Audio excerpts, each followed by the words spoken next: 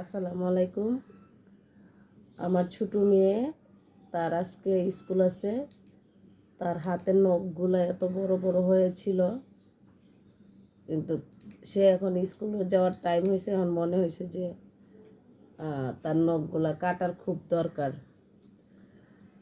তো এক সপ্তাহের মধ্যে সে বৃহস্পতিবার গেল, শুক্রবার গেল, শনিবার গেল, কিন্তু সে নখ কাটে নাই।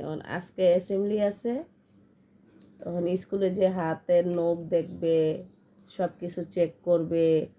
এখন দেখা যাচ্ছে সে খুব মহা বিপদে আছে, সেই জন্য এখন নখ কাটতে দিছে। আপনারা বলেন তো কমেন্টে কার কার বাচ্চারা এরকম বাসার মধ্যে আছে যে এখন স্কুলে যাবে বা বের হবে, এই টাইমে এইগুলা করে। দেখেন না, চুল টুল এলোমেলো, ঘুম থেকে উঠেই সে নখ কাটার জন্য পাগল হয়ে গেছে। তবে একটু সবাই জানাবেন, লাইক কমেন্ট শেয়ার একটু দিবেন। সবাই ভালো থাকবেন।